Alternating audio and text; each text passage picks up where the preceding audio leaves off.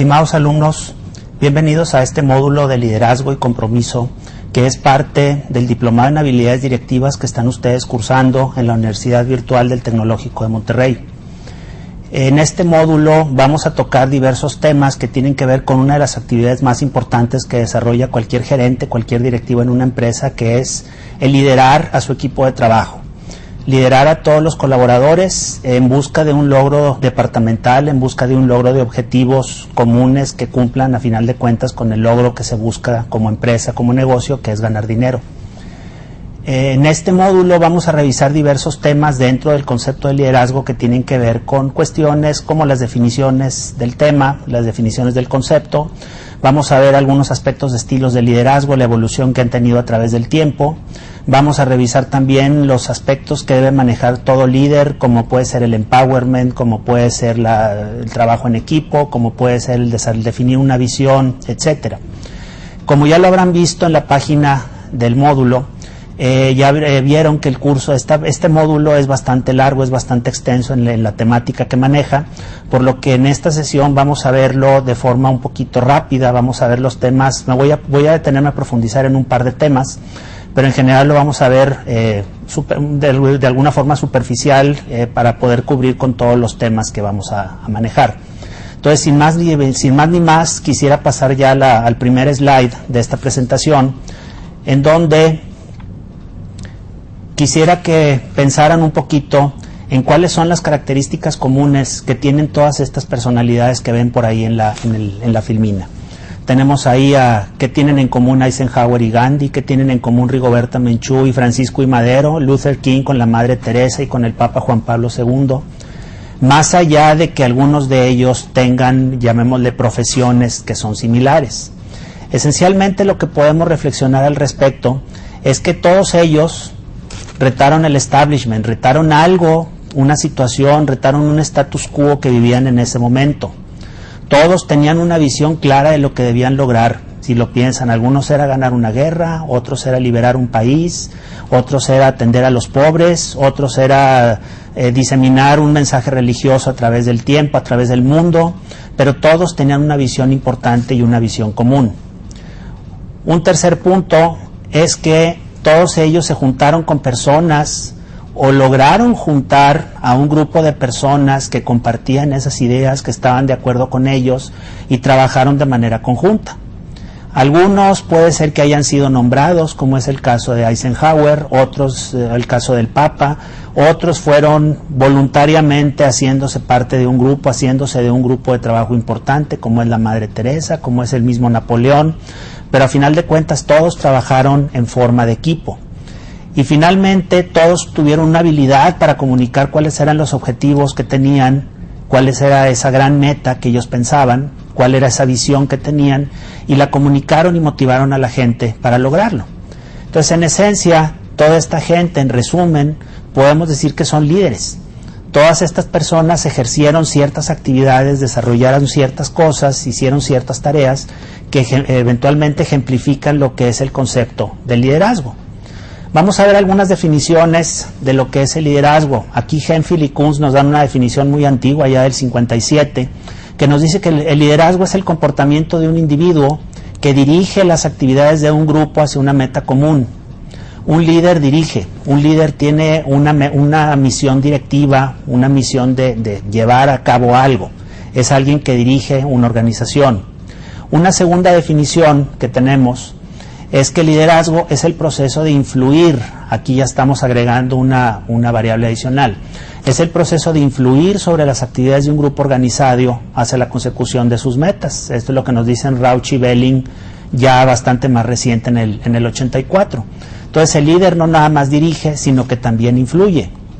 Una tercera definición es que el liderazgo es la capacidad de un individuo de influir, volvemos al comentario, influir sobre otros, motivarlos y facilitar su contribución a la eficacia y al éxito de la organización. O sea, un líder no solo es una cuestión, no solo es un trabajo, o no solo es una posición en la que debe una persona influir en tratar de influir en personas, sino que también debe establecer ciertas condiciones para que esas personas puedan llevar a cabo las tareas que se supone deben realizar. es una labor también que lleva un concepto directivo. Una definición, una cuarta definición, esta es un poquito más larga, ya y muy reciente, del 2008, de Gary Juckl, dice que el liderazgo es el proceso de influir sobre otras personas para conseguir su comprensión y consenso acerca de las acciones y medidas necesarias en una situación dada, y el proceso de facilitar los esfuerzos individuales y colectivos para conseguir objetivos comunes. Aquí ya tenemos otro punto, no nada más es una cuestión de dirigir, una cuestión de influir, sino también es una cuestión de conseguir consenso de la gente, de hacer que la gente no solo acepte las cosas porque fue ordenado hacerlas, sino que lo acepte voluntariamente, que esa es una parte importante del liderazgo, que la gente esté motivada a hacer las cosas por su propia cuenta. Entonces, si lo resumimos en una definición adicional, que esta es un resumen que yo hice, yo puedo decir que el liderazgo entonces es la habilidad de una persona para motivar, persuadir y comprometer a otros a trabajar conjuntamente en la búsqueda de un objetivo común, creando las condiciones que faciliten la contribución de los involucrados a la meta establecida. Entonces tenemos ahí tres conceptos importantes que podemos revisar ahí mismo en la definición, lo que es el concepto de motivar, persuadir y comprometer a otros. Hay un objetivo común, hay una meta, y el líder crea condiciones que facilitan ese trabajo de la gente. Eso lo vamos a ver más adelante, son las tres de las grandes actividades que debe desarrollar un líder como parte de su proceso de liderazgo en una organización. ¿Okay? Muy bien, continuando entonces con esto, vamos a ver ahora cuáles son las definiciones de jefe y líder. ¿Qué es un jefe y qué es un líder? Un jefe, ahí lo tenemos, un jefe es una persona que alguien pone en un puesto. Alguien nombra a una persona, alguien me nombra a mí como jefe de un área y por tanto automáticamente yo me convierto en el jefe, perdón por la redundancia, en el jefe de un grupo de personas y tengo por ahí poder, tengo un poder que me da la organización para tomar decisiones. Entonces, un jefe, por ahí lo comento, es el que tiene la responsabilidad y la autoridad para dirigir una organización, una empresa, sus equipos de trabajo a un logro de una meta. Pero aquí la característica importante es alguien que es, llamémosle impuesto, es alguien que es puesto por alguien, por otro jefe, y eso le da automáticamente poder. En cambio, el líder es una cuestión más personal. Yo puedo ser jefe, pero no soy líder. Yo puedo ser líder sin necesariamente ser jefe. Entonces el liderazgo es una característica que la gente me da a mí, no es que alguien me diga yo ya voy a ser el líder. El liderazgo es algo que yo me gano, algo que yo como individuo me gano con otros. Eso implica que esos otros me aceptan. Alguien tiene que decir sí, Raúl Ruiz es mi líder, yo acepto a Raúl Ruiz como líder por alguna razón, por alguna expertise, ahorita vamos a ver cuáles son los tipos de líderes que hay. Pero aquí la característica del líder es aceptado por la gente. El líder, la característica del liderazgo me la da mi grupo de trabajo, no me la da mi jefe. Eso es importante. Entonces aquí eso implica que yo tengo una fuente de poder que es intrínseca. O sea, el poder no me lo da nadie, el poder me lo da la gente que trabaja conmigo, la gente que me hace su líder. Entonces ahí puesto en términos de una definición, ¿qué es un líder? Pues es una persona que toma decisiones, desarrolla su capacidad y habilidad para influir en la conducta de una o más personas en un intento de conseguir un objetivo. Entonces, en uno es mi obligación, yo como jefe tengo la responsabilidad y la autoridad para hacer algo. En el otro, yo tengo que influir, tengo que buscar motivar a la gente a que trabaje en pos de un objetivo. Otra vez, uno es puesto, el otro es otorgado. El jefe es impuesto, el liderazgo es otorgado por otras personas. ¿Cuáles son los tipos de poder que hay? Aquí nos vamos al siguiente slide. Aquí tenemos diferentes puestos, diferentes tipos de poder, perdón. Tenemos un poder de coerción, el poder de castigar, haces algo mal, te castigo. El poder legítimo, que es el auténticamente basado en el puesto, es el poder que me da la autoridad por el puesto que tengo. Un poder experto basado en los conocimientos que tengo. El poder de recompensar, así como castigo, puedo premiar, es otra forma de ejercer el poder. Un poder referente que tiene que ver con el carisma, con la influencia de la persona. Ahí tenemos que, por ejemplo, un Gandhi, una Madre Teresa, el mismo Papa, pues a lo mejor es gente que no tuvo propiamente no es jefe o no fue jefe de nadie, sino todo mundo los admira, todo mundo los alaba por el carisma, la influencia que ejercieron a través del tiempo. El puesto, un poder de información, el acceso que tenga la persona a información valiosa, o las conexiones, las relaciones que tenga con otro. Los cabilderos, por ejemplo, ahorita que está tan de moda el aspecto político, tenemos que los cabilderos pues tienen mucho poder. ¿Por qué? Porque conocen a diputados, conocen a senadores, conocen a personas que tienen mucha autoridad, conocen a tomadores de decisiones, y eso hace que tengan poder, aunque no necesariamente sean jefes de nadie propiamente, pero su misma capacidad, sus mismos contactos le dan ese poder. Entonces, resumiendo, un jefe tiene autoridad y ciertamente tiene poder. Pero un líder tiene, además de tener autoridad, que sí definitivamente la tiene, y esa autoridad a veces está legitimizada porque a veces el líder es el jefe también, pero el jefe también tiene influencia. El jefe también tiene una influencia motivadora, tiene una influencia, llamémosle emocional, más allá de lo que representa el puesto, en términos de lo que él hace como parte de su trabajo. Entonces, vamos a ver ahora cuáles son los diferentes estilos de liderazgo. Dado que ya identificamos las diferencias de lo que es un líder y un jefe, vamos a ver cómo puede manejar una persona sus diferentes estilos para manejar a la gente. Y aquí nos vamos a ir un poquito a historia patria. Aquellos de ustedes que hayan cursado materias de administración, materias de recursos humanos, seguramente recordarán algunos de estos conceptos. Tenemos, en términos muy genéricos, dos estilos de liderazgo. Tenemos lo que se conoce como un liderazgo transaccional y un liderazgo que es el transformacional. El liderazgo transaccional es el liderazgo que tiene que ver con la autoridad del puesto. El líder transaccional es aquel, más bien, no el líder, el liderazgo transaccional es aquel que tiene que ver con los intercambios que hay entre un líder y sus subordinados. Se basa en que hay esos intercambios en donde todos obtienen un beneficio. Yo como subordinado le hago caso a mi jefe porque me conviene para que me aumente el sueldo. Y yo como jefe impongo mi autoridad sobre el subordinado para que se cumplan las metas y eso me permita ganar mi bono de productividad o a mí mismo me permita ascender a un puesto superior. Hay una relación por ahí que tiene que ver con el costo y con el beneficio de lo que se está obteniendo, de lo que tengo que dar y lo que estoy obteniendo como parte de ese estilo. Una segunda característica es que en este caso, en un liderazgo transaccional, se supone o se asume que la gente trabaja a base de órdenes y que responden como elementos de motivación básicamente a premios y castigos. Entonces, ¿por qué es una transacción? Porque hay beneficios, pero esos beneficios conllevan que alguien da órdenes, alguien las recibe. Si esos que reciben las órdenes hacen lo que se les pide, se les da un premio. Si no hacen lo que se les dice, se les da un castigo, se les genera una consecuencia. Entonces, es el liderazgo duro, el liderazgo, digamos, un ejemplo de esto es el liderazgo militar. Yo mando, tú obedeces, punto. Ese es es un ejemplo perfecto de lo que es el liderazgo transaccional.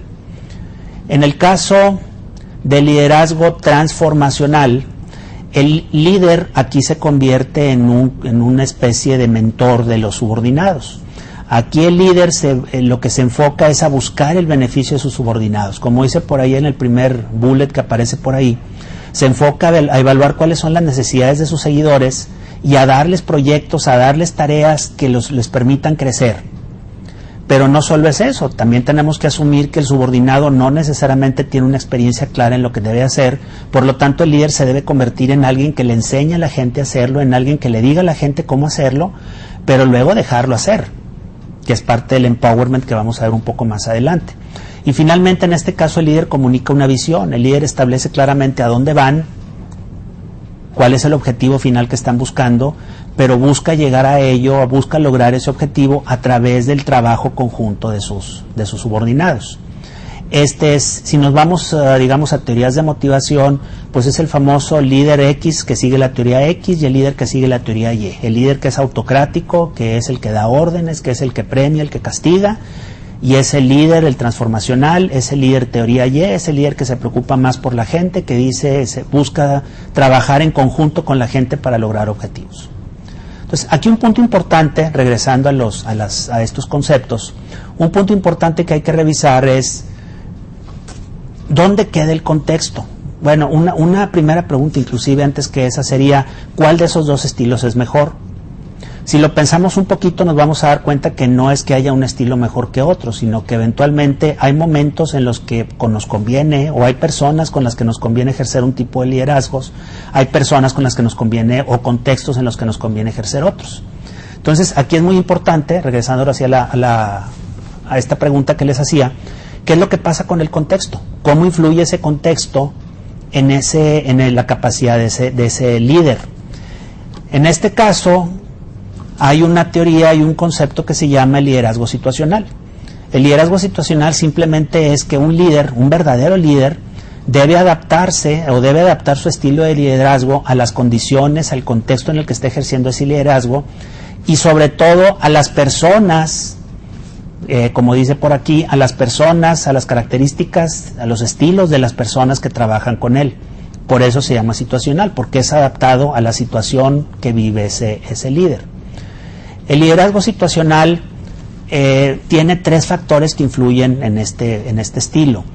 Uno de ellos es lo que se conoce como la conducta de tarea. La conducta de tarea, digamos, tiene mucha relación con el liderazgo transaccional, con un estilo autocrático. Es lo que tiene que ver básicamente con lo que debemos hacer. Un líder, la conducta de tarea implica que un líder va a decirle a la gente qué es lo que tiene que hacer, cómo lo va a hacer, va a decirle qué es lo que deben de lograr, para cuándo lo deben de lograr, es el que les dice cómo deben hacer las cosas. Es básicamente el líder directivo, el líder que dirige, el líder que ordena, el líder que dice las cosas se hacen así y está enfocado totalmente a resultados, a cumplir con la tarea. Una segunda característica del modelo situacional es la conducta de relaciones. La conducta de relaciones tiene que ver con el componente transformacional del liderazgo. En este caso, el concepto es preocuparse por la persona, preocuparse por el individuo. Aquí tenemos que ver cuestiones que vean con la mejora del trabajo en equipo, con el crecimiento de las personas, con el beneficio de las personas. La toma de decisiones tiene que ser por naturaleza más participativa, menos autocrática, y de alguna forma la tarea del líder, el trabajo del líder es motivar a su gente, es convencerlos de que tienen algo bueno y de que deben hacer algo porque les va a beneficiar a todos. Entonces tenemos ahí los dos casos, transaccional, transformacional, lo podemos ver claramente en la conducta de la tarea y la conducta de relaciones de este modelo situacional. Sin embargo, hay un tercer factor que influye en este modelo. Este tercer factor es lo que se llama la madurez del grupo. Aquí es donde entra el contexto. La madurez del grupo representa la habilidad y el deseo de la gente de hacer las cosas. La gente, el estilo de liderazgo va a depender de qué tanto sabe, qué tanto puede la gente hacer las cosas y qué tanto quiere hacerlas. Yo puedo no querer y no poder. Yo puedo querer y poder. Es muy diferente el estilo que yo voy a ejercer sobre una persona si ese subordinado no sabe y no quiere, a si ese subordinado sí sabe y sí quiere. Eso lo vemos en el siguiente slide. Vemos aquí cómo va subiendo. Vemos aquí cómo va subiendo. Tenemos ahí un primer cuadrante. Si se fijan en la parte de la derecha tenemos la conducta de relaciones. En la parte inferior tenemos la conducta de tarea.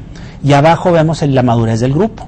Entonces ahí vemos que en un primer cuadrante tenemos a la gente que no quiere y no puede. El M1 que aparece por ahí en el cuadrito verde mero abajo. El M1 es no quiero, no puedo. ¿Qué tiene que hacer el líder? Ordenar. Ordenar lo que tiene que hacer, tiene que guiar, tiene que enseñar. Tenemos un segundo cuadrante, un segundo nivel de madurez, en donde la gente dice no puedo, pero sí quiero. Ese segundo cuadrante implica que la gente como sí quiere, pues es básicamente lo persuade, o sea, sí te conviene, lo puedes hacer, pero tengo de alguna forma que apoyarte para que lo puedas hacer. Tengo un tercer cuadrante que es el participar, la madurez M3. La persona puede, pero de alguna forma no quiere. A esa persona la tengo que convencer, la tengo que hacer que participe, la tengo que compartir las ideas, que apoyarlo, que colaborarlo. Y tengo finalmente un estilo M4 en donde la gente dice yo quiero y yo puedo. Entonces aquí curiosamente el estilo de liderazgo va a ir variando de una forma distinta. En ese primer cuadrante, en el cuadrante verde que tienen por ahí donde dice ordenar, el estilo es totalmente autocrático, es totalmente directivo, es el líder transaccional. Yo ordeno y tú obedeces. Los estilos de arriba, los de persuadir y participar, tienen que ver más con cuestiones de relaciones. El asunto de las relaciones aquí es importante. Hay que convencer a la gente, invitar a la gente a que participe. Por tanto, la gente ya se involucra más en la decisión. Pasa a ser un liderazgo, llamémosle más transaccional, más transformacional. En el último cuadrante, el cuadrante de delegar, tenemos un estilo que habrán oído por ahí, el que se conoce como el laissez-faire. Como la gente quiere y puede, el líder puede eventualmente tomar la decisión de decir que sus personas, que sus subordinados trabajen solos. Entonces no va a tener problemas porque como la gente quiere y puede, en principio debemos asumir que van a estar automotivados, que van a tener una motivación natural a trabajar por ellos mismos. Entonces ahí es donde vemos cómo el estilo va moviéndose de un cuadrante a otro, desde un estilo totalmente transaccional hasta un estilo, pasando por un estilo transformacional hasta un estilo laissez-faire. Entonces, como resumen, ahí podemos ver qué comportamientos son los adecuados. En el cuadrante M1 tenemos que establecer autoridad, tenemos que determinar lo que cada quien debe hacer, monitorear una situación en forma cercana. En el cuadrante M2 tenemos que escuchar y guiar, tenemos que mantener la atención con la gente, tenemos que reconocer avances, el logro, pedir impresiones, involucrar más a la gente. En el M3 ya la gente trabaja más por sí sola, entonces proactivar el logro, el avance de tareas, estimular, motivar la confianza y la energía, hasta llegar al cuarto nivel, que es donde yo ya delego responsabilidades, delego funciones, superviso nada más que se cumplan las metas, no dejo de ser jefe, recuerden eso. Sin embargo, sé que la gente trabaja sola, es nada más evaluar que las cosas se vayan dando, de manera de asegurarme yo como jefe que el cumplimiento de la meta se esté dando. Entonces, aquí vemos los tres estilos, en resumen: el liderazgo transaccional, el liderazgo transformacional y el liderazgo situacional. En uno nos vamos por el autocrático, nos vamos por las órdenes, nos vamos por las directivas. En el segundo nos vamos por la gente, buscamos motivarla, buscamos que la gente trabaje por su propia cuenta, buscamos influenciar en esa gente positivamente, involucrarla. Y en el situacional, pues vamos variando ese estilo dependiendo del nivel de madurez de la gente, dependiendo del contexto, hasta eventualmente dejar que la gente trabaje por su propia cuenta. Y eso lo podemos ver muy fácilmente, lo podemos aplicar muy fácilmente en nuestra propia vida. O sea, lo podemos ver, no es lo mismo si le hablamos a un plomero que no conocemos, pues vamos a estar ahí pegados con él, vamos a estar viendo qué es lo que está haciendo, vamos a estar viendo, dándole órdenes, hazle así, quiero que hagas esto. Aunque pues a final de cuentas el plomero sabe mejor que nosotros cómo hacerlo.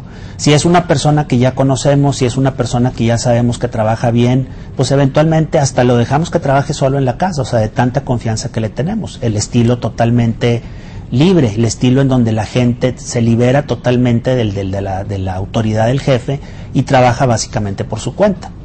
En las empresas pues es lo mismo, tenemos empleados de nuevo ingreso, muchachos jóvenes, muchachos que apenas están empezando su carrera profesional, pues hay que ayudarlos, hay que apoyarlos, hay que enseñarles su trabajo. Tenemos pues ya la gente más madura, la gente que ya está pues más correteada en el trabajo, ya más experta en lo que hace, con mucha mayor grado de libertad, pues esa gente la dejamos trabajar. Mientras sepamos que nos dé el resultado, la vamos a dejar trabajar por su propia cuenta. Entonces, eso fueron las definiciones de liderazgo y las definiciones de lo que son los estilos de liderazgo. Vamos a ver ahora las tareas esperadas del líder. ¿Qué es lo que los líderes deben hacer como parte de su función de líderes, como parte de su función de líder de un grupo de personas? Aquí tenemos que las tareas esperadas de un líder son básicamente 4. Aquí lo podemos ver. El primer punto aquí es que los líderes deben motivar a equipos e individuos al logro de ciertas metas. Los líderes deben establecer y compartir una visión, deben decirle a la gente para dónde van. Los líderes deben habilitar a otros, el empowerment que seguramente han oído, el empoderamiento es el término que usamos en castellano. Y el último punto pues es retar el proceso, la característica de innovación, la característica de romper con los status quo del líder. Si vemos uno por uno, empezamos pues con lo que es la motivación. Aquí decimos, pues, ¿qué es la motivación? La motivación básicamente es la necesidad o el deseo de una persona de hacer algo. Eso es lo que es la motivación esencialmente. Y aquí tenemos que diferenciar entre una necesidad y un deseo, porque los niveles de motivación son distintos.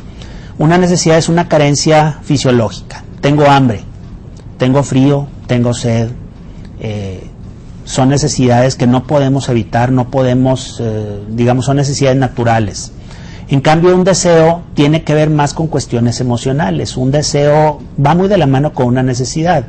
Yo digo, tengo hambre, necesito comer, pero deseo comer una hamburguesa, o deseo comer pollo, o deseo comer una ensalada, o deseo comer una pizza de cierta marca, o deseo comer una ensalada de cierto restaurante, o deseo un carro de cierto modelo. Entonces, la necesidad se puede cubrir con cierto tipo de elementos, los deseos se cubren con otro tipo de elementos. En el caso de la motivación, está más relacionado con la cuestión del deseo, la satisfacción de los deseos. Yo tengo que motivar a la gente, tengo que ponerle condiciones de trabajo muy agradables para que esas personas se sientan contentos trabajando en esa organización, se sientan motivados haciendo la tarea que hacen, para que a final de cuentas pues den el resultado que yo espero dentro de la organización. Esa es la definición de necesidades y deseos. Ahora, dentro de las necesidades tenemos la famosa jerarquía de Maslow. ¿Qué nos dice Maslow en términos de necesidades? Que la motivación de la gente depende de qué nivel de necesidad tengan. Si yo tengo las necesidades básicas, las necesidades fisiológicas que viene ahí, o si yo tengo una necesidad de autorrealización. Una necesidad fisiológica es comer, respirar, comer, cubrirme del frío, etcétera. Una necesidad de un nivel superior es la necesidad de seguridad, que tiene que ver con el sentir que yo tengo, que yo estoy seguro como parte de mi vida. Tengo mi casa, tengo mi carro, tengo mi trabajo, etcétera. El tercer nivel es la necesidad de afiliación, que tiene que ver con el concepto social. Estoy afiliado a un grupo, soy parte de un grupo. El siguiente nivel es que el grupo me reconozca. Tener confianza, tener el respeto de la gente, tener una métrica de éxito. Y lo último, la necesidad más intrínseca al ser humano, pues es una necesidad de autorrealizarnos. Y eso pues ya es una cuestión muy personal. ¿Qué necesito yo para autorrealizarme o qué necesita otra persona para autorrealizarse? Pueden ser cosas muy, muy distintas. Aquí es importante identificar que Maslow nos dice que estas necesidades son jerárquicas. De hecho por eso se llama jerarquía. Van subiendo. Primero son las fisiológicas, de ahí subimos a las de seguridad. Una vez que están satisfechas nos vamos al afecto, luego a la estima y al final a la autorrealización. Entonces tenemos la jerarquía donde va subiendo a través del tiempo. Eventualmente se ha demostrado que de repente nos regresamos en algunas cosas, pero en general, yéndonos al extremo, una persona difícilmente va a autorrealizarse si tiene hambre. Una persona difícilmente va a estar totalmente realizada si tiene alguna sensación de inseguridad. Por eso Maslow maneja mucho ese concepto de necesidades. Desde el punto de vista del líder, pues bueno, yo tengo que identificar cuáles son las necesidades de la gente para saber el estilo de liderazgo que voy a implementar y el tipo de motivadores que voy a utilizar. Si yo sé que la gente tiene una necesidad básica que es la de vestirse, la de seguridad, la de comer, pues seguramente yo lo puedo motivar con promover que en la empresa se les dé servicio de comedor, promover bonos para que la compra de ropa. O sea, yo puedo hacer ciertas cosas que le den un beneficio directo a esas necesidades. Pero si yo quiero motivar a una persona que está en un nivel jerárquico superior, que tiene una serie de necesidades previas ya satisfechas, pues yo le tengo que dar un trabajo muy retador para que esa persona busque realizarse. No nada más quedarse en el concepto de, bueno, le pago un sueldo para que coma. No, sabemos perfectamente bien que a medida que vamos subiendo, el puro sueldo pues no es suficiente. De hecho, el sueldo no es el motivador por excelencia. Eso está estudiado, está más que comprobado. Una segunda teoría que tiene que ver con estos conceptos de motivación es la teoría de Herzberg, lo que Herzberg conoce como la teoría de motivación e higiene. Esta teoría de motivación e higiene de Herzberg nos dice que hay factores que son, él les llama higiénicos, son factores que de alguna forma, si no existen en una organización, la gente se molesta, tienen un efecto de desmotivador, generan una insatisfacción en la persona. Pero si sí existen, la gente digamos que ni se da cuenta. Imagínense ustedes en sus oficinas, que las oficinas estén sucias, que no las limpian, no las aspiran las alfombras, no les limpian los muebles. Pues ustedes dicen, oye, no puedo trabajar en una oficina sucia, eso es desmotivador por naturaleza. Pero si las oficinas están limpias y las oficinas todas las noches las asean, les sacan la basura, barren los pisos, aspiran las alfombras, etcétera, pues no me van a decir que están muy motivados. Realmente, pues como que ustedes dicen, oye, así debe ser, no es algo que sea motivador por sí mismo. En cambio tenemos los factores motivacionales, que es un poco lo opuesto a los higiénicos. El factor motivacional es, si no existe, digamos que pues no pasa nada, o sea, no es algo demasiado desmotivador por naturaleza, pero si sí existe, es algo que me va a dar mucha motivación. Aquí en el siguiente slide hay unos ejemplos. ¿Cuáles son los factores higiénicos? Ahí tenemos algunos casos: el sueldo, las condiciones de trabajo, la seguridad laboral, el estilo de supervisión, el clima organizacional, etcétera. Pero tenemos los motivacionales: condiciones que favorezcan el logro de metas, que me pongan las cosas para yo poder autorrealizarme, para yo poder cumplir mi trabajo y que me vaya bien. Reconocimiento, no quiero, fíjense, es bien interesante, el sueldo es higiénico. Si no me lo dan, me enojo, me desmotivo, pero si sí me lo dan, no es suficiente para motivarme. A lo mejor es un motivador de corto plazo, pero es más valioso un reconocimiento público, una felicitación del jefe, que propiamente el sueldo. Aunque bueno, siempre he dicho que a nadie nos hace daño que nos pongan más billetitos en la cartera, ¿verdad? O sea, el sueldo no debemos olvidarlo, pero otra vez, como un factor higiénico, no tanto como un motivador. Un trabajo retador es algo también muy importante. Darle a la gente poder, darle a la gente responsabilidad para que trabaje y eventualmente darle a la gente, por consecuencia, que haya forma de ascender. Hace un par de años recuerdo que leí un artículo en la revista Expansión que hablaba sobre el grupo Carso, más bien, no nada más Telmex. Hablaba de las empresas del grupo Carso, propiedad de don Carlos Slim. Y una de las cosas que me llamó mucho la atención es cómo, de alguna forma, digo, no sé si consciente o inconscientemente, pero manejan este concepto de motivadores e higiénicos muy claro. Recuerdo mucho que decía, por ejemplo, en esa entrevistan al director de recursos humanos, no a don Carlos Slim, y recuerdo que lo que decía el artículo es que había detalles, por ejemplo, decían, en Carso no pagamos los sueldos más altos, pagamos el promedio de la industria, promedio alto, como todo hay excepciones, hay gente que gana más, hay gente que gana menos, pero en términos de negocio podríamos decir que no es la empresa que más paga. En términos del negocio podemos decir es la empresa que más exige mucho. Decía, aquí los empleados de Carso pues son empleados 24/7, o sea, tienen que estar disponibles, y entre más alto sea el nivel, con mucha mayor razón tienen que estar disponibles. Dice, pero ¿por qué la gente no se sale de Carso? ¿Por qué la gente está tan contenta trabajando aquí? Porque les damos retos, les damos seguridad laboral, primeramente. Eso es muy importante, es un factor higiénico, pero es muy importante sentirse seguro. Maslow, el factor de seguridad. Tengo mi trabajito, tengo mi chamba, tengo mi dinero, tengo mi sueldo asegurado. Les damos poder, les damos responsabilidades. A medida que van subiendo, dice, los movemos de puestos, los cambiamos de una organización, de una empresa a otra, ascensos verticales, movimientos horizontales, de manera que la gente siempre se sienta con un trabajo retador.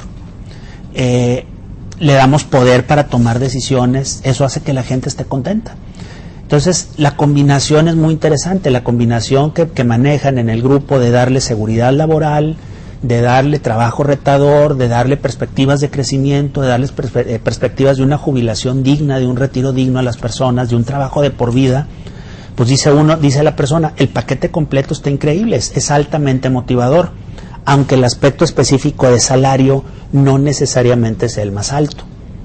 Ahí es donde vemos claramente cómo la motivación tiene que ver con ciertos factores motivacionales más que con factores propiamente higiénicos. ¿Ok? Muy bien, una segunda tarea del líder es el establecer una visión. ¿Ok? ¿Qué es una visión? Es un estatuto corto e inspirador de lo que la empresa quiere ser y lograr en el futuro. La visión es el futuro del negocio. Y ahí la visión tiene que ser, hay 5 características de la misión, tiene que ser aspiracional, tiene que demostrar a dónde va el negocio, tiene que distinguir a una organización, tiene que ser motivadora, inspiradora y tiene que ser retadora. Esas son 5 características importantes de la visión. Aquí quiero Aclarar que me voy a enfocar en el aspecto humano de la visión. No me quiero enfocar en el aspecto empresarial propiamente, de para dónde va la organización, sino lo que tiene que ver con los aspectos de visión relacionados al concepto de liderazgo. Es una característica importante.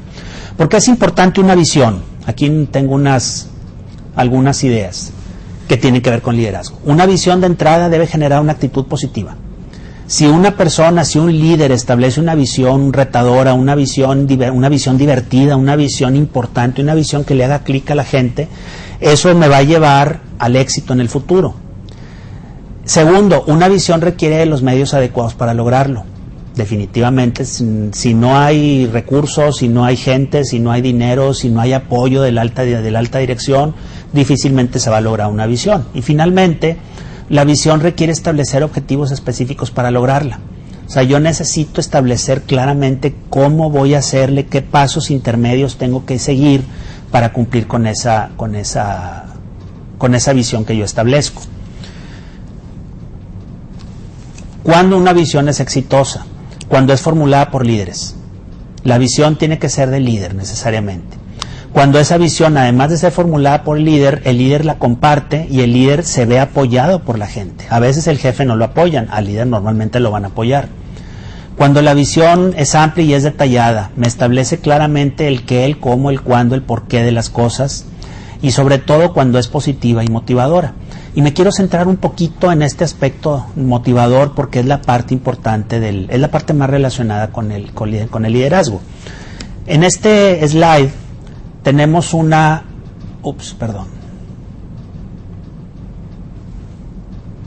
En este slide tenemos cómo definen Collins y Porras la visión. Para ellos una visión consta de dos partes. Consta de la parte filosófica, lo que está ahí a la izquierda, lo que viene ahí como filosofía guía, que son los valores, el propósito de la organización, los principios, todo aquello que sustenta a una visión, que es lo que leemos ahí bien bonito en las páginas de las páginas web de cualquier empresa. Pero por otro lado, la visión también tiene una imagen tangible, y aquí es donde me quiero centrar. La visión está relacionada primero con la misión. ¿Qué es la misión? La visión, con V. La visión es lo que la empresa quiere ser, la misión es lo que la empresa es en una perspectiva futuro. Entonces, una visión de Disney es hacer al mundo feliz, pero la misión de Disney es ser la empresa de entretenimiento número 1 en el mundo. Entonces, ahí podemos ver claramente la diferencia. O sea, la misión es más tangible, la misión es más directa, es más específica en lo que es.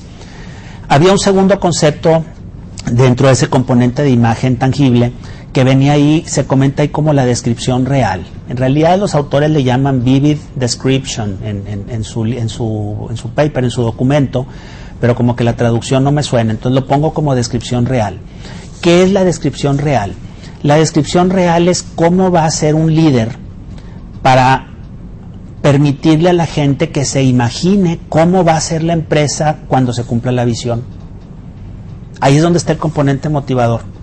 O sea, cómo va a ser la empresa, cómo va a estar la persona, cómo va a ser el comportamiento de la gente, de la organización como un todo, en el momento que se cumpla la visión. ¿En qué lo va a beneficiar? ¿Va a ser más feliz? ¿Va a estar autorrealizado?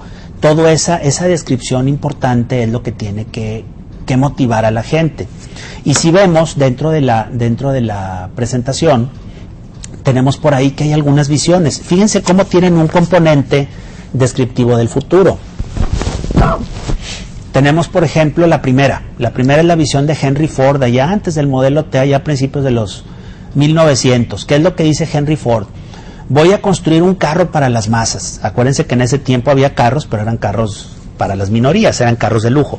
Voy a construir un carro para las masas, pero va a ser barato, de manera que cualquier persona que gane un salario decente lo pueda comprar. Y ahí viene la parte motivacional. Y disfrutar con su familia la bendición de las horas en los espacios abiertos de Dios. Ya se puso acá muy filosófico, muy romántico Henry Ford. Pero bueno, esa es su visión. ¿Cuál es la visión? Hacerle llegar un carro a la gente de menos recursos. ¿Para qué? Para que disfruten lo que es tener un carro. Disfruten lo que lleva implícito tener un carro, no nada más el poseerlo, sino todo lo que implica tener un carro, disfrutar a la familia, disfrutar los espacios abiertos, el outdoors, liberarse. Eso es lo que les está, esa es la visión. Los voy a liberar con un carro. Es una visión atractiva. Un segundo ejemplo de visión, Bill Gates, llevar una computadora personal a cada casa, que cada casa en el mundo tenga una computadora personal. Eso lo dijo cuando las computadoras eran monstruos del tamaño de un cuarto, en los que muy poca gente podía pensar siquiera que una computadora fuera a ser tan chiquita del tamaño de un celular. Una tercera visión, la de John F. Kennedy. Creo que esta nación debe comprometerse a lograr la meta antes de que esta década termine de hacer que un hombre aterrice en la luna y traerlo de vuelta a la Tierra sano y salvo. Eso yo lo pondría también como más bien un ejemplo de misión, ¿verdad? Pero bueno, vamos a dejarlo en términos de visión. Situacional, Guerra Fría, Rusia lanzó satélites primero que Estados Unidos, Rusia puso a un astronauta en órbita primero que Estados Unidos, los Estados Unidos, que eran la gran fuerza, estaban deprimidos. ¿Qué fue lo que dijo Kennedy? Les voy a dar una visión para que sea retadora, que sea motivadora, para que el país se prenda y de alguna forma se motiven como país, como nación. ¿Qué vamos a hacer? Poner a un hombre en la luna. No se discuten los beneficios científicos que puede haber traído todo eso, pero fue una visión que realmente unió a todo un país en pos de algo. Y cuando lograron llegar a la luna, primero que los rusos, se sintieron totalmente, y más que los rusos, de hecho, nunca llegaron a la luna, ya desistieron del intento, pues los Estados Unidos siempre se quedaron con ese sentido de satisfacción. Una misión, una visión motivadora. El último ejemplo que tengo por ahí, Martin Luther King también, con la cuestión del racismo, su famoso discurso afuera del monumento a Lincoln en Washington. Tengo un sueño, I have a dream. Seguramente algunos de ustedes habrán oído, habrán visto partes o todo ese mensaje. Son 15, 20 minutos. Increíble la forma de motivar de este hombre, la visión que él tenía de un país sin racismo. Entonces ahí lo dice, es un parrafito nada más lo que puse ahí, son como 6, 7 líneas las que maneja él, 6, 7 párrafos los que maneja, pero ahí lo pone, tengo un sueño. Esa es una visión es un sueño. Entonces aquí, como resumen de este concepto, ¿qué es la idea de una visión para un líder? Véanlo de esta forma. Joel Barker tiene un video por ahí muy bonito que se llama El poder de una visión, vale la pena, los que no lo hayan visto que lo revisen por ahí. Él maneja una frase acerca del final del video: una visión de futuro sin acción es simplemente un sueño. Qué padre, todos necesitamos un sueño, todos debemos de soñar, esa es parte de nuestra visión. Una acción sin visión carece de sentido porque no lleva a ningún lado. O sea, si nada más trabajamos pero sin una meta concreta, sin una visión, pues estamos dando patadas de ahogado, no sabemos realmente para dónde vamos, qué estamos haciendo. Pero si combinamos los dos conceptos, la visión y el trabajo, una visión con acción puede cambiar al mundo. Ese es un objetivo interesante. Entonces, como líderes, ¿cómo manejamos este mensaje con los subordinados? Pues es muy sencillo. Tenemos que establecer una visión motivadora, algo que sea no motivador para nosotros, no decir nada más que nosotros vamos a hacer un gran negocio, que el negocio va a ganar más dinero, sino una visión que sea motivadora para el empleado, una visión que sea divertida, interesante, retadora para ese empleado, para que la gente se prenda. Pero además es chamba del líder establecer las condiciones para que eso se dé, que son las acciones, no nada más de decirles el sueño, sino ponerse a trabajar, ponerse a hacer las cosas, los planes, las acciones necesarias para que esa visión realmente se pueda cumplir y los beneficios que le está vendiendo, entre comillas, a la gente los compre y eventualmente se vea mejorada su nivel, su calidad de vida, su nivel de vida derivado de esa misión. Acuérdense, el cumplimiento de lo que el jefe dice genera confianza. Y en este asunto de liderazgo, si yo no confío en la persona, esa persona no puede ser líder. Punto. No hay vuelta de hoja. Si no tengo la confianza en mi gente, no puedo ser su líder. Y ese concepto de confianza me lleva a la siguiente tarea de un líder, el empowerment. ¿Qué es el empowerment? Pues ahí viene una definición muy larga de Lordy Hutchinson, de ahí del 93. ¿Qué es el empowerment? Pues esencialmente el empowerment es dejar que la gente haga las cosas. Punto. Ese es empowerment. El empowerment es darle autoridad a la gente, darle libertad a mis subordinados para que tomen decisiones, para que asuman sus responsabilidades, para que tengan sus logros. Ese es empowerment. Pues, dentro del empowerment el empowerment no es fácil. O sea, aquellos de ustedes que sean jefes, pues se darán cuenta que no es fácil soltar la autoridad. No es tan sencillo decir voy a delegar, decirle voy a la gente, tú hazlo, nada más nos juntamos para ver cómo te fue. No es una cosa sencilla, realmente tenemos que pasar por un proceso de conocimiento de la persona. Esa persona tiene que ganarse nuestra confianza, volvemos al concepto de confianza. Esa persona tiene que ganarse nuestra confianza como jefe, como subordinado ante el líder, ante el jefe, para que eventualmente podamos trabajar de una forma más autónoma. Entonces, si se fijan, este concepto de liderazgo no es unilateral, o sea, no es de un lado para otro. La confianza tiene que ser de ambos lados. El líder se convierte en líder cuando la gente, sus subordinados, confían en él, creen que es una persona capaz de llevarlos a un logro, a una meta específica, les vende un futuro y se los da.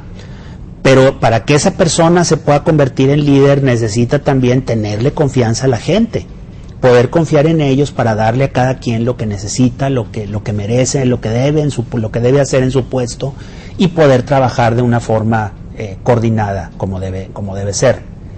Entonces, dentro del empowerment vamos a ver ahí tres. El autor Ken Blanchard, que es un autor importante aquí en el área de recursos humanos, maneja tres claves para el empowerment. La primera clave es, y tiene que ver con la confianza, compartir la información con todos. Hay un libro que menciono ahí abajo, viene Ken Blanchard, el libro Empowerment. Es un libro muy interesante, realmente creo que vale la pena que lo consigan y lo leen una leída. Es un libro muy pequeño, lo leen rapidito, pero trae conceptos que son bien interesantes y sobre todo bien aplicables, muy bien ejemplificados. Ese primer punto, compartir información con todos. Aquí esencialmente es crear confianza. Tiene un efecto muy claro, o sea, yo le demuestro a la gente que le tengo confianza, por lo tanto lo dejo hacerle, le comparto datos, y compartir datos significa compartir datos de ventas, de utilidades, los famosos datos confidenciales que nadie debe saber. Uno puede pensar, oye, pero ¿cómo le voy a decir a mi empleado cosas confidenciales si se supone que, bueno, pues hasta dónde queremos ganarnos la confianza de ese subordinado, hasta dónde realmente queremos que esa persona entienda, conozca, sepa lo que está pasando en la organización? Este concepto, bueno, no nada más es para generar esta confianza. De alguna forma, aunque no lo crean, nos va a ayudar a nuestro trabajo. ¿Por qué? Porque el empleado se va a dar cuenta de cuál es la situación de la empresa. Al ver los resultados, al ver lo que está pasando, pues nos podemos dar cuenta fácilmente y decir, oye, está bien. El empleado se da cuenta y dice, oye, la empresa está teniendo problemas financieros, la empresa está teniendo problemas de dinero, y por tanto el reajuste de personal que está haciendo pues hace sentido. Es congruente con lo que estamos viviendo. Entonces, el dar información, no lo vean nada más en el aspecto de riesgo por compartir información confidencial, sino véanle el lado positivo, véanle el lado en el que la gente va a saber lo que está haciendo y por tanto la gente va a poder trabajar de una forma más apropiada, o yo como líder voy a poder dirigirlos en lo que yo debo hacer de una forma más apropiada porque sé que los empleados entienden lo que está pasando. Una segunda clave que nos dice Ken Blanchard es crear autonomía mediante fronteras. O sea, el decir empowerment no significa te doy poder y te dejo hacer lo que se te pegue la gana. Hay acotaciones, hay límites, hay espacios en donde el empleado tiene ese empowerment. No le voy a dar empowerment para todo, ni el empleado debe aspirar a tener empowerment sobre todo. Pero es simplemente encontrar cuáles son aquellos límites sencillos, aquellas reglas, aquellos valores, aquellas políticas que de alguna forma le permitan a la persona decir, ok, en este ámbito, en este espacio, yo soy libre de tomar mis propias decisiones. ¿Okay? Eso me da beneficios, ciertamente contribuye también a la cuestión de la confianza, pero sobre todo le da mucha claridad al empleado respecto a sus áreas de influencia. Y es lógico, el empleado debe entender, yo soy especialista en producción, yo no me voy a andar metiendo en mercadotecnia, no me voy a andar metiendo en recursos humanos, o no me voy a andar metiendo en X cosas, o sea, yo soy experto en producción, pero dentro de mi ámbito de producción conozco la información completa, tengo libertad para tomar decisiones, o sea, estoy con ciertas acotaciones, pero tengo esa libertad. El tercer punto, la tercera clave que maneja Blanchard en esto, es reemplazar la jerarquía con equipos autodirigidos. Una vez que vamos evolucionando en este proceso de empowerment, una vez que vamos dándonos cuenta de que los empleados van trabajando cada vez mejor, las jerarquías, o sea, la autoridad lineal vertical del jefe y el subordinado, la vamos reemplazando con equipos autodirigidos. Esos equipos simplemente son equipos con alto empowerment, equipos con grados de libertad dentro de sus límites, que le permiten trabajar de forma autónoma. Los círculos de calidad simplemente son un buen ejemplo de eso. Los círculos de calidad en un esquema matricial, grupos de personas que trabajan en un proyecto con ciertas consideraciones, con ciertas limitaciones, pero con muchas libertades dentro de su espacio de influencia, trabajan muy bien. Está comprobadísimo que eso levanta mucho la moral de la persona en términos de liderazgo, genera buenos resultados económicos para la empresa. En fin, le da muchas posibilidades buenas al negocio de crecer. Entonces, el empowerment básicamente es darle libertad a la gente con ciertos límites, compartiendo con ellos información, pero sobre todo la autonomía, permitiendo que la gente trabaje en equipo, que la gente se una, trabaje, y eso nos debe llevar a tener un resultado bien favorable como parte de este proceso de organización. La última característica o la última habilidad que debe tener aquí el líder es retar el proceso.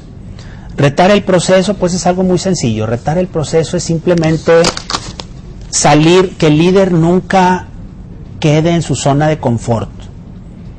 Para todos es muy cómodo decir, bueno, yo ya estoy en mi zona de confort, este trabajo ya lo domino, ya lo manejo a la perfección. No quiero que me muevan de aquí porque eso me puede generar un problema, me puedo equivocar, puedo fallar, etcétera.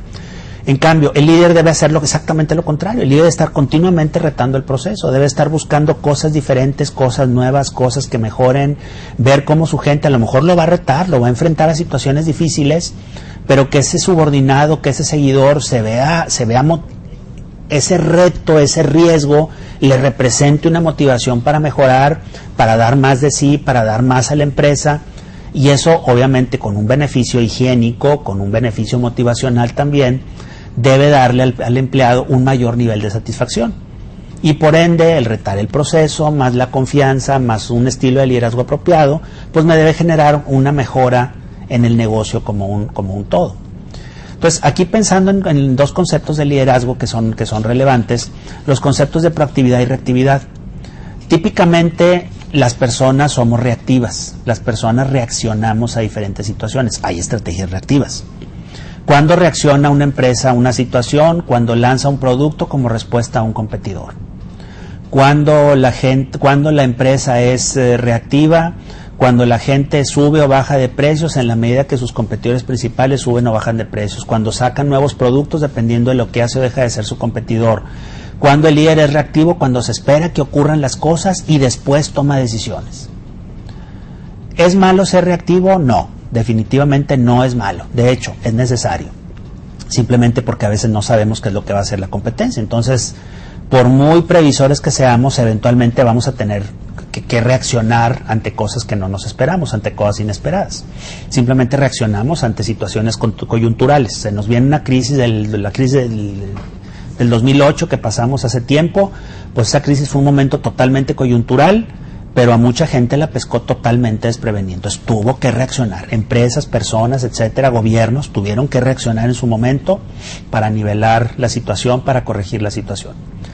Sin embargo, el componente más importante del liderazgo es ser proactivos. Las estrategias proactivas, que las tenemos por aquí en la presentación, las estrategias proactivas son aquellas... Ahí está, perdón. Las estrategias proactivas pues son aquellas en donde la gente adelanta, anticipa lo que está pasando. Entonces esas estrategias de proactividad o esa proactividad ayuda a que la persona siempre esté retando el proceso, siempre esté pensando en nuevas formas, en formas diferentes de hacer las cosas, en formas diferentes de hacer cosas nuevas o en radicalmente cambiar una organización, un esquema de trabajo, etcétera. Entonces esa es otra parte del liderazgo. Entonces, en resumen, en esta primera en esta primera, estos puntos que hemos visto, cuáles son las cuatro tareas del líder. Decimos que las tareas del líder fueron, definir su estilo de liderazgo, identificar cuál es su estilo de liderazgo, por supuesto, pero luego el líder debe generar una visión, debe darle empowerment a la gente, debe retar el proceso y debe motivar. Esas son 4 de las tareas bien importantes, 4 de las funciones bien importantes que compensan, contribuyen a la tarea de un liderazgo. El último punto aquí que vamos a ver en esta presentación es el trabajo en equipo, que también es una tarea que tiene que utilizar todas esas habilidades el líder para poder manejar a su gente. Aquí dentro del concepto de trabajo en equipo vamos a ver como definición, ¿verdad?, que es un equipo, pues es un número pequeño de personas que trabajan en pos de algo. Yo creo que más que la definición, aquí es importante, ¿qué tipos de equipos hay? Tenemos equipos de trabajo regulares. Todos hemos trabajado en equipos de trabajo en donde innovamos, donde desarrollamos, donde hacemos proyectos, donde dirigimos, donde ejecutamos algún proyecto en particular, alguna tarea en particular. Tenemos equipos que son de perfeccionamiento, más que llevar a cabo tareas regulares, están buscando esos equipos mejorar aspectos de la organización, mejorar aspectos de la operación del negocio, o eventualmente hacemos equipos de integración en donde buscamos juntar a la gente, donde buscamos asociar a la gente. Los elementos más importantes de los equipos tienen que ver con la estructura y con la cultura, y aquí el líder tiene que ver mucho con esto. El líder influye en la estructura al definir la parte de tarea, la parte de comportamiento del equipo. Cuáles son las normas de ese equipo, cuáles son las redes de comunicación que va a tener ese equipo, cuál es la jerarquía, el estatus, quién es el jefe, quién es el coordinador de ese equipo. Sin embargo, el mismo equipo tiene que ver con la estructura. El mismo equipo se normaliza, establece sus propias reglas de comportamiento. Yo puedo nombrar al jefe del grupo, pero el equipo va a nombrar a su líder. Entonces mi trabajo como líder de ese grupo tiene que ser identificar quién va a ser el líder, más bien, mi trabajo como líder de la empresa tiene que ser identificar quién es la persona más adecuada para que sea el líder de los equipos de trabajo. Pero tenemos también dentro de los equipos la parte de la cultura, la parte que tiene que ver con los valores, la parte que tiene que ver con todo el trato de la gente, la parte que tiene que ver con la forma en cómo la gente se va a comportar, van a trabajar entre ellos. Esa cultura también tiene que ver mucho con la empresa, la misma cultura de la organización, pero tiene que ver con las características culturales de las personas que trabajan en diferentes lugares. No es lo mismo, ahorita que estamos en un mundo ya tan globalizado, pues no es lo mismo la oficina de México, la gente que trabaja, los equipos de trabajo de la oficina de México, que el equipo de trabajo de la oficina de Singapur. Y peor aún si queremos tener un equipo de trabajo donde haya gente de México, de Singapur, de Hong Kong, de Argentina y de Alemania. Tenemos estilos de ser, estilos de comportamiento muy diferentes, culturas muy diferentes, y eso hace que se dificulte la tarea de liderar un equipo y por tanto de que ese equipo genere los resultados esperados. Entonces, dentro del proceso de formación del equipo debemos de considerar cuáles son esos aspectos culturales relevantes. Entonces, como proceso de formación de un equipo, la formación en la primera fase pues es básicamente establecer las reglas del grupo, las reglas de juego de ese equipo, quién es el equipo, quiénes lo conforman, quién es el líder, el jefe, cuál es el objetivo de ese equipo, etcétera. Eventualmente un equipo, sobre todo cuando es un equipo de gente que no se conoce, pasa por una fase que aquí le llamo de tormenta, pasa por una fase de disrupción, en donde básicamente el equipo se acomoda. La autoridad del jefe de la organización forma un equipo para algún objetivo, con algún objetivo en mente, pero luego el equipo tiene que pasar su propio proceso de ajuste. Por eso ahí se menciona, confrontan problemas, resuelve conflictos, se genera cohesión y eventualmente el equipo llega a replantearse su misión. Esa tormenta pasa y el equipo de alguna manera se normaliza. Entonces ahí el equipo empieza a cambiar, digamos que la normalización es un poco el conflicto que se genera por las diferencias que haya en el primer punto y en el segundo. O sea, empezamos a confrontar lo que es el equipo en la normalización, finalmente cuestionamos lo que estamos haciendo como grupo, nos definimos quién va a ser nuestro líder, ajustamos la misión del equipo, ajustamos lo que tiene que hacer ese equipo, no el resultado, ese sí es algo dado, pero sí la forma en cómo el equipo va a trabajar, la forma en cómo el líder del grupo va a mover, va a manipular ese grupo. hasta que a final de cuentas, el último punto es básicamente ya la ejecución. En la ejecución ya identificamos a un buen equipo, identificamos a la buena vibra del equipo y la razón de por qué ese equipo va a trabajar bien. Entonces aquí pasamos las 4 etapas: la formación del grupo, la tormenta dentro del equipo, la normalización y la ejecución. Finalmente, ya uno de estos últimos puntos, ¿cuáles pueden ser los roles de las personas dentro del equipo? Pues ahí tenemos varios roles que puede tener: director, el directivo, el resolutivo, quién puede coordinar, quién puede crear, quién puede ser especialista, quién puede implementar. Aquí lo interesante es que debemos identificar, precisamente para evitar conflictos, debemos identificar quién es la persona más apropiada para cada posición dentro del grupo. Eventualmente el líder, el que formó el grupo, debe tener la capacidad de poner a la gente en los lugares adecuados. Pero si no, el equipo en la fase de normalización debe lograr eso, debe normalizarse y debe decir, ok, estas son las personas que van a acabar haciendo estas tareas porque sentimos que como grupo así es como van a funcionar. Eso nos va a reducir el concepto del conflicto, las pugnas, las luchas de poder, los pleitos que eventualmente se generan dentro de un equipo. Ahora, uno asocia normalmente el conflicto con algo negativo, sin embargo el conflicto eventualmente es algo positivo. Hay estudios que aquí en la presentación podemos ver que hay 3 tipos de conflicto. Tenemos el conflicto de tarea, el conflicto de relaciones y el conflicto social. El conflicto de tarea es positivo. Está comprobado que el conflicto de tarea en equipos maduros es positivo. Los que generan problemas son los conflictos humanos, los conflictos de relaciones y conflicto social. ¿Cuál es la diferencia de uno y otro, de relaciones y social? Que el conflicto de relaciones tiene que ver con las relaciones que se forman derivados de la operación del trabajo del equipo, mientras que el social representa los conflictos que se generan entre las personas porque la gente no se cae bien. Entonces el de relaciones es más laboral, es más de trabajo; el otro, el social, es más bien de las personas, de cómo las personas trabajan entre sí.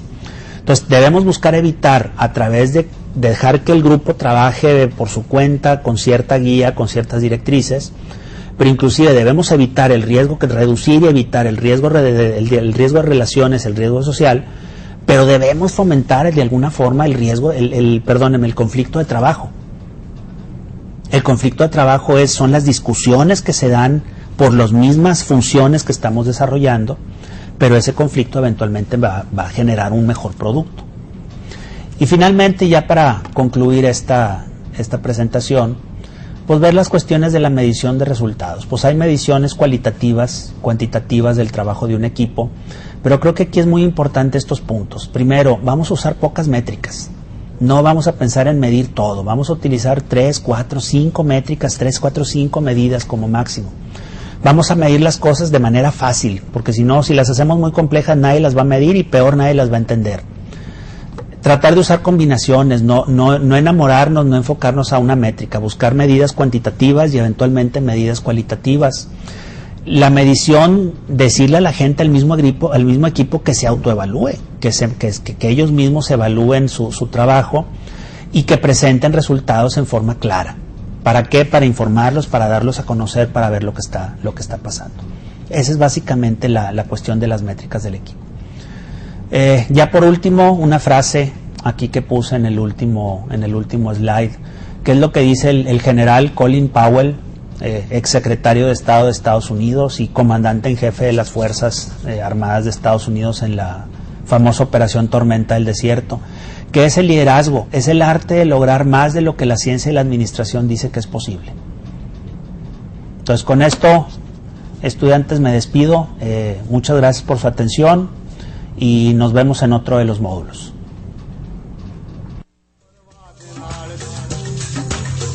नदियों पार सजन का नदियों पार